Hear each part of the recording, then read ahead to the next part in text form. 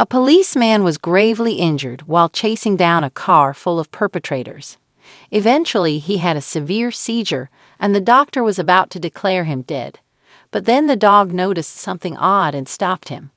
What happened next is a display of loyalty unlike anything you've ever seen.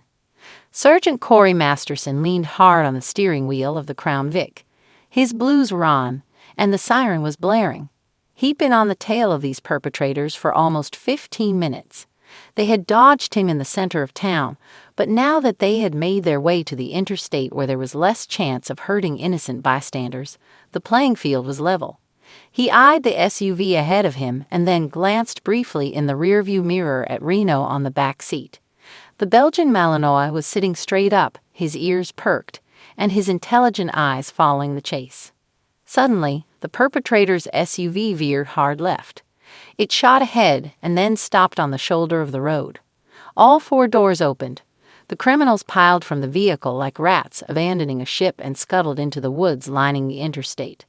Corey looked Reno dead in the eyes and said, "You stay here for now, boy."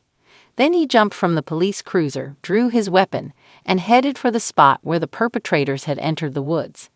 They were somewhere in the trees, but Corey could neither hear nor see any sign of them. Cautiously, he edged deeper into the woods. He crabbed sideways to cover every angle, his firearm raised and all his senses on high alert. When the blow came, his world suddenly turned into a slow-motion event. As he fell to the ground, Corey knew he'd been ambushed. He understood that he'd been hit on the back of the head with something heavy, and that he was in the process of losing consciousness. The last thing Corey did before everything went black was activate the button that would open the car door and release Reno from the car. When the door opened, Reno shot into action like a streak of lightning. His nose told him exactly where to go. In the distance between the trees, he saw Corey motionless on the ground with a large man sitting on his stomach. The man had a huge knife in his hands, preparing to stab Corey. Reno doubled his pace and flew into the air. He tackled the criminal with his full body weight and momentum and sent the man flying. The criminal scrambled to his feet and swore under his breath, saying something about killing both Corey and Reno. Then he charged. In his one hand, he held the .2x4 he'd scooped up. In the other was the knife. Reno met him halfway. The dog ducked under a wild swing of the .2x4, sidestepped an even wilder slash of the knife, and then grabbed the guy's arm a few inches below the elbow. The criminal bellowed like a wounded bull and tried to shake Reno off, but the dog shook back, using his powerful neck muscles to tighten his grip. Eventually, the criminal went down on one knee. He dropped the .2x4 and started stabbing at Reno with the knife, but the dog kept ducking out of the way. In the process, he had to let go of the perpetrator's arm. The man used the opportunity to scramble upright and then ran into the woods. Reno swiveled around and ran straight over to Corey. He sensed his friend wasn't in a good state, and he was the priority. Behind him, Reno heard voices. With his nose still picking up all around him, he ran in the direction of the sounds. It was a second police vehicle that had been following the car chase on the radio and had come in to assist. The two officers recognized Reno from the precinct and followed him to Corey. He was unconscious when they found him and in a worrying state. Once they got to the hospital, things weren't looking good. Doctors ordered a battery of tests and immediately started working on Corey. Reno went home with one of the other officers, but he was up all night. He paced and whined, and then paced some more. When morning came, he was already waiting by the car when Corey's colleague came out of the house. Reno had only one thing on his mind. He had to get to Corey as quickly as possible. There was no telling if his friend needed him at the hospital. The doctor shared the troubling news. Corey had suffered a severe skull fracture from the blow to the back of his head, and there was bleeding in his brain too. He was in a coma, and only time would tell if he would ever get better.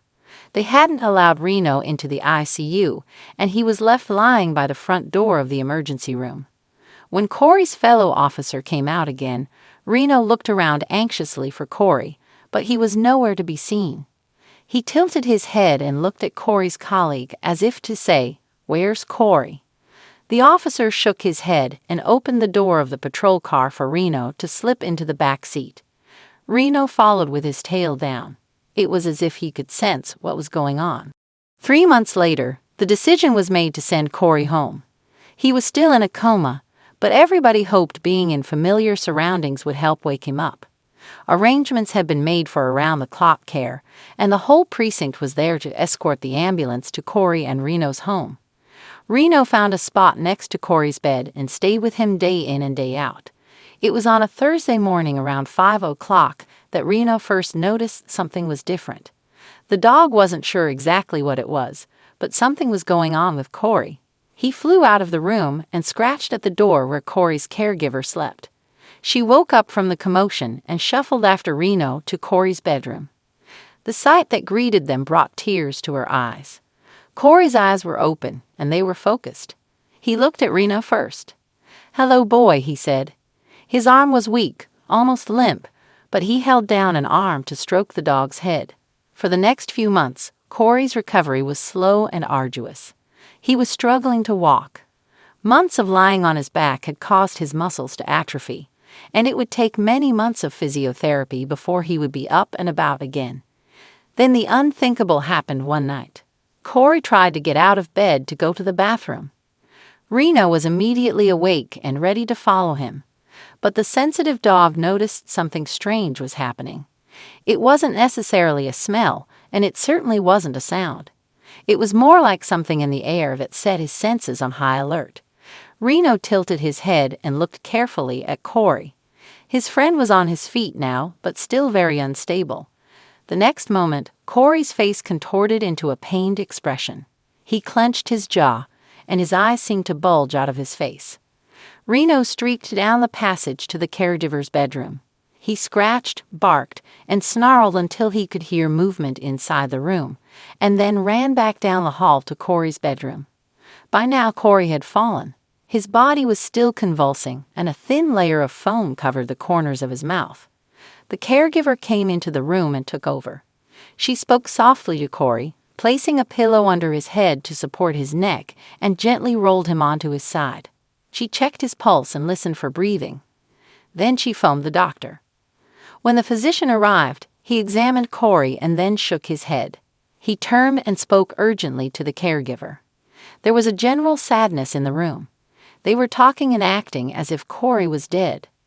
Reno had seen this many times during his service. People acted like this when others had died. But Reno couldn't understand it, not at all. The doctor seemed to think Corey was dead, but Reno knew he was not. When they brought a stretcher to remove Corey's limp figure, Reno went into full combat mode. He stood over Corey with 2 legs on either side. Then he pulled his lips back to expose his teeth, and he growled menacingly. Every time somebody tried to come closer, the growl turned into a snarl, and when they backed off, it settled into an ominous growl again. This went on for more than an hour. Then a second hour passed. The doctor had phoned the police department. He wanted them to send somebody over to pick up the dog so they could remove Corey's body. The captain himself arrived on the scene. When he saw Reno standing over Corey's lifeless shape, he looked down at his feet. He told the doctor this was not going to be as easy as it seemed. Corey and Reno had been comrades for 7 years. They had a virtually unbreakable bond. Reno watched all of this play out in front of him. Somehow, he had to get them to understand that they were wrong. Corey wasn't dead, he could feel it. The doctor told the captain that Corey had no heartbeat and wasn't breathing. No amount of CPR would bring him back. But while he was speaking, Corey started coughing. Reno stood to the side but still kept a beady eye on the doctor and the captain. The next morning, the doctor was on television telling the nation that he had witnessed a rarity called the Lazarus effect. Corey had seemed dead, but it was just a result of a severe epileptic seizure which had happened because of his head injury. It might have taken the doctor a cough to understand, but the dog had known Corey was alive all along. Corey recovered with his faithful companion by his side. He knew Reno would always have his back. What a great story about bravery and camaraderie between a man and a dog.